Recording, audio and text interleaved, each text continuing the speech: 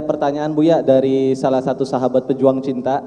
Pejuang cinta ini barangkali teman-teman yang nggak tahu ada program di radioku ya di Al-Bahjah 92,9 FM Cirebon. Itu menanyakan Buya, bagaimana cara melepas rasa cinta di saat sudah terlanjur cinta. Jadi si beliau ini Ahwat nih langsung ke 3 Buya, nggak melalui tahap 1, tahap 2 karena cintanya itu karena diperhatian, di SMS-in, di WhatsApp-in. Nah, setelah dia tahu dia dimodosin, bagaimana cara melepas cinta tersebut Buya? Baik, tolong ekonya dikurangi ya, karena kalau gema tidak terdengar. Saya pun tidak bisa mendengar. Mungkin ada di antara yang hadir mungkin sudah terlanjur aku mencintainya, nggak pakai prosedur yang 1 dan kedua. Tiba-tiba pokoknya kalau sudah dereng SWA dari dia gemetaran saya. Kalau membacanya sudah deg-deg plus. Sudah. Nah, ini sudah mencintai. Bagaimana caranya kalau saya sudah terlanjur mencintai untuk bisa mengabadikan cinta? Atau bagaimana? Apa yang harus saya lakukan? Saya terlanjur mencintai tapi tidak pakai prosedur pertama dan kedua. Fase 1, 2 tidak ada. Marhalah pertama, kedua tidak kita lewati. Tiba-tiba yang jelas saya sudah saling mencintai. Tiba-tiba saya sudah menikmati SMS dan saya sudah janji macam-macam dan sebagainya. Anggap saja sudah pacaran deh. Pacaran sudah dekat sekali. Pokoknya sudah, bisa nggak bisa. Sakit betul, bakal sakit. Bagaimana caranya? Sekarang kita balik kepada yang pertama dan kedua sebelum kita melanjutkan di dalam mengabadikan. Berpikir dulu. Dan setelah itu harus bisa menahan rasa pahit, dan menahan rasa pahit nanti begitu mudah setelah dia tahu tujuannya. Kita balik lagi ke belakang. Karena bisa jadi yang dicintainya memang orang yang layak dicintai. Dan dia sudah mencintai, mungkin. Cinta itu tidak boleh, kita tidak bisa, cinta nggak bisa dipaksa loh ya. Nggak boleh seseorang tinggalkan dia, oh nggak bisa. Panah, pakai istilah panah asmara. Panah itu kalau sudah nancep ditarik tambah sakit, tambah nancep lagi nih. Makanya kalau punya anak sudah terlanjur mencintai, kalau tinggalkan dia, apalagi nanti pasangannya dilabrak, wah tambah cinta. Dia ingin menjadi pahlawan untuk sang kekasihnya. Dia akan datangi pacarnya itu. Akhirnya ngomong, memang umi saya begitu, abah saya memang kolot. Makanya tambah nancep itu cinta. Makanya nanti ada cara bagaimana orang tua ingin melepas anak gadisnya yang sudah terlanjur jatuh cinta dengan cara yang salah. Gimana cara melepasnya? Seperti menancapnya cinta adalah halus, tapi tiba-tiba nancep kuat nanti. Cara mengeluarkannya juga dengan halus, gak bisa.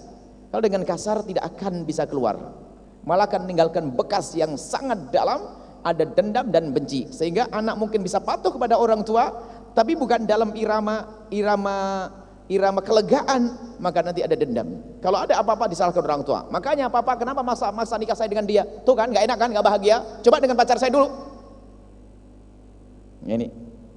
Maka cara melepas semua ada harus. Ini kebetulan yang bertanya mungkin adalah yang bersangkutan. Ini yang pertama bersangkutan, saya sudah terlanjur mencintai. Bahkan sudah 2 tahun saya tersiksa dalam curiga. Orang pacaran kan tersiksa dalam curiga. Kayak milikku tapi bukan milikku. Mau cemburu bukan apa-apa, aku mau tidak cemburu, saya cemburu. Saya bingung lah, itulah namanya orang tersiksa dalam curiga. Serba salah dia. Nah, bagaimana caranya? Wahai adikku yang sudah terlanjur seperti ini, ayo berpikir sehat. Berpikir sehat. Mungkinkah dia itu dilanjutkan menuju keabadian? Saya tidak mengatakan lepas dia. Selagi belum terjadi pelanggaran-pelanggaran syariah yang sangat dalam, belum terjadi perzinaan dan sebagainya, maka segera ditata. Ditata. Mungkinkah dilanjutkan dalam program kemuliaan? Diabadikan. Tidak boleh Anda terus dalam posisi seperti itu. Maka mulai detik ini, saat ini harus masuk proses baru. Mungkin dia adalah secara kriteria sudah memenuhi. Dia adalah seorang soleh, baik dan sebagainya. Cuman biarpun soleh baik, kadang-kadang terjebak dalam cinta. Sebab namanya cinta itu selalu menjebak. Tiba-tiba menjebak. Ya, cinta itu seperti itu, dahsyat datang perginya tuh unik. Antara beda dengan cinta, dulu benci jadi cinta, cinta jadi benci, kan begitu, unik, nggak kelihatan lagi. Tiba-tiba begitu. Nah, sudah terjebak dalam cinta. Di saat dia terjebak dalam cinta, bagaimana sekarang? Lihat dia. Mungkin dia adalah laki-laki baik bagimu, wahai adikku, anakku. dia baik, seorang soleh. Yang jelas saya sudah melanggar Allah, saya terjebak dalam cinta yang haram, saya dising WA dan meneruskan ini, saya masuk dalam wilayah haram.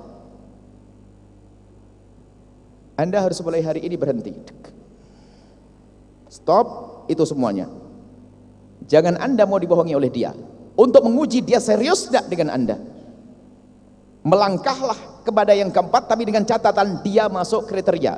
Kriteria dulu ya. Masuk kriteria. Nanti ada dua. Ternyata dia ada masuk kriteria, nanti lebih mudah untuk menjauhkannya. Sekarang dia masuk kriteria. Dia benar, dia baik, dia soleh, dia baik dengan ibunya, dia rajin sholat. Maka Anda mencintai dia. Anggap saja Anda terjebak cinta dengan ustaz.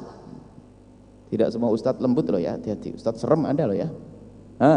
Anggap saja. Bagaimana Anda perlu sekarang memutus komunikasi dengan dia dengan bahasa yang selama ini Anda terbiasa dengan bahasa asmara.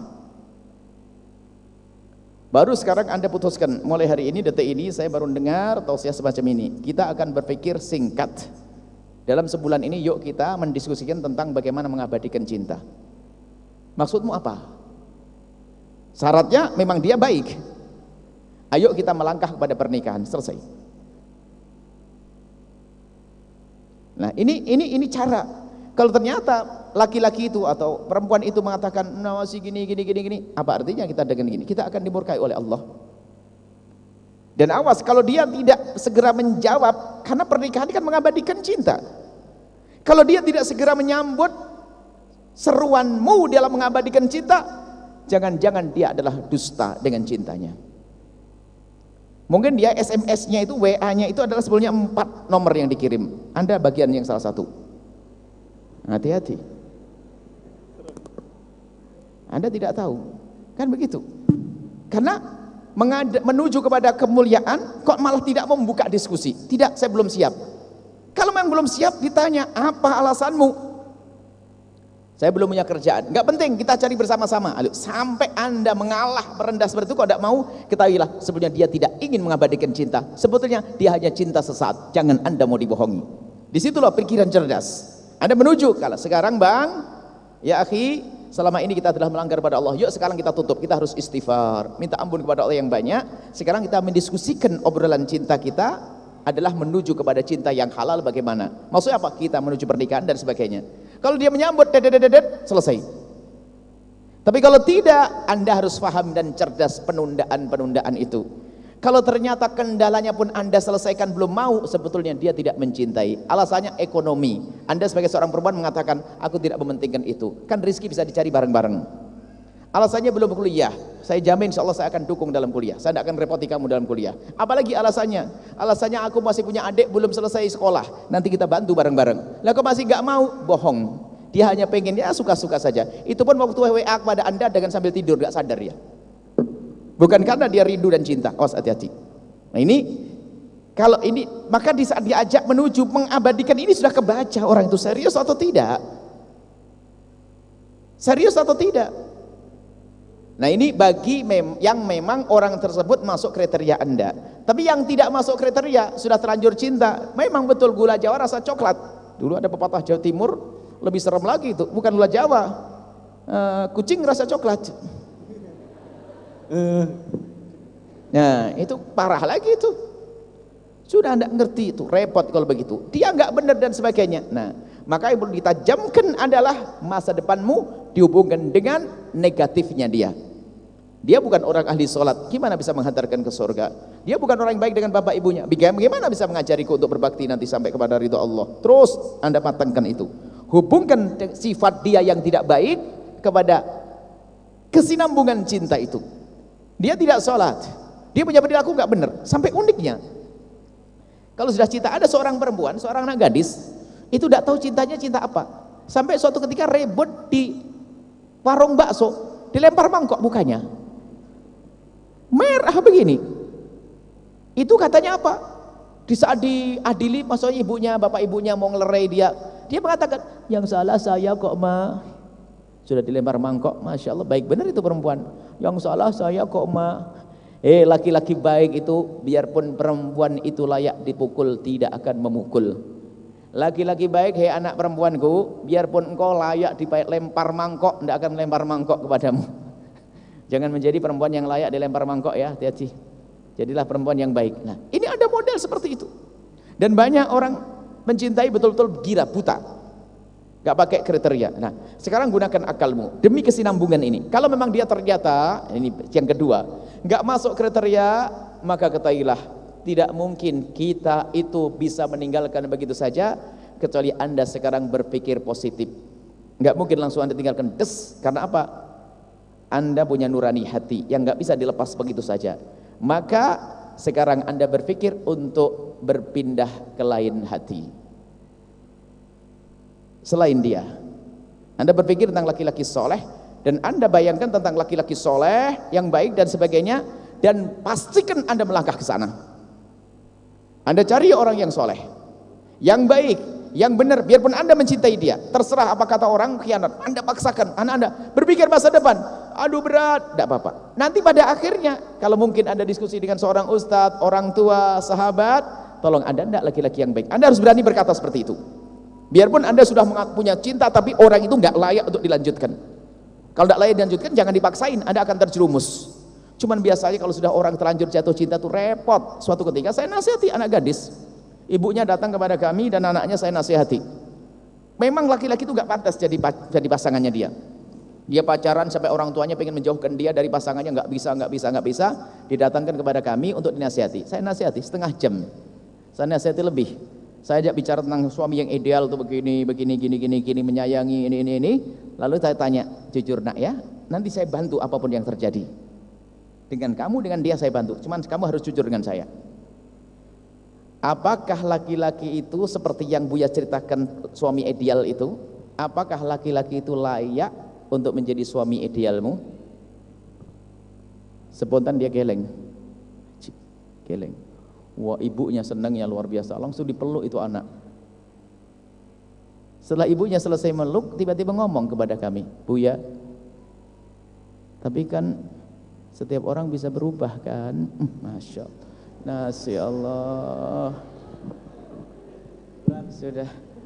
Sudah setengah jam saya itu ceramah, tatanya ujungnya setiap orang masih bisa berubah. Lah itulah yang repot. Karena dia tidak mencoba menggunakan akalnya. Anda orang sehat, anak-anakku kalian orang sehat, gunakan. Jangan dipaksain. Wong belum apa-apa saja, masih dalam irama berharap saja, berani melempar mangkok, nyaci maki, apalagi kalau sudah dimilikinya, diinjik-injik pun nggak akan ngapa-ngapain kamu. Kan begitu menurut dia. Maka jangan ragu, di saat dia tidak pantas, maka cara yang paling tepat adalah kurangi komunikasi dengan dia. Kalau langsung diplek begitu, Anda beban. Mungkin reaksi dari dia juga berat. Maka perlahan Anda komunikasi dengan orang lain, maksudnya dengan ustadz untuk mencari ustadz, ada laki-laki yang baik buat saya kira-kira, ada ini, gimana orangnya, gini. Mulailah perlahan.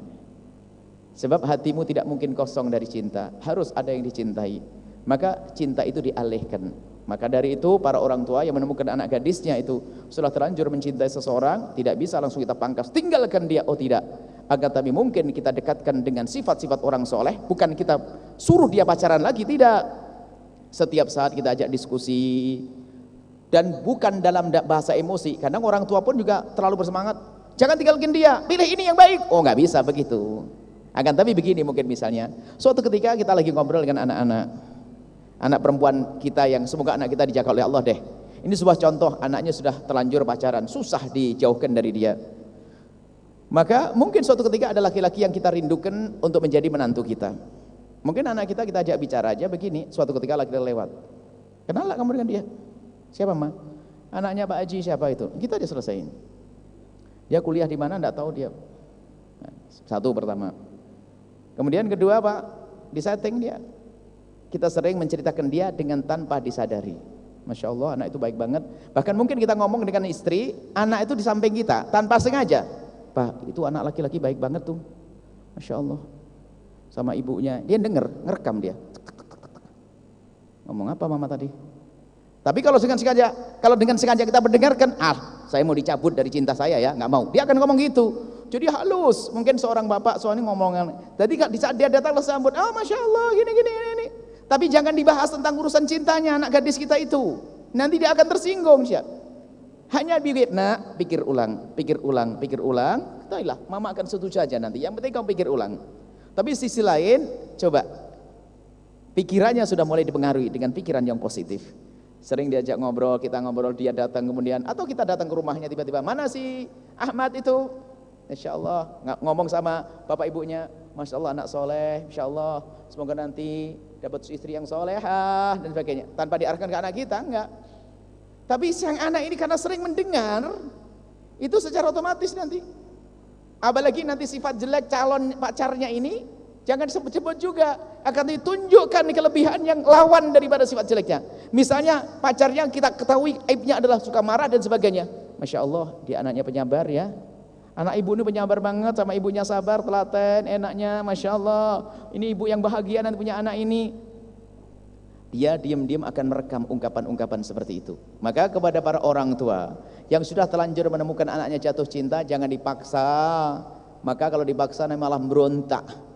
Dan berontak itu nanti menjadikan sebab ketidakindahan. Tapi kecerdasan orang tua bisa memisahkan, menjauhkan dengan cara yang sangat halus dan indah tanpa dirasa. Tiba-tiba anak nanti bergeser karena cintanya akan kebaca oleh dia sendiri. Bahwasanya cinta itu sudah nggak benar dia. Masa dia mukuli saya? Masa dia kejam sama saya? Masa dia tidak sholat? Nggak mungkin diabadikan. Akan runtuh itu cinta. Kenapa? Tidak dibangun di atas dasar kemuliaan. Baik, itu saja insya Allah.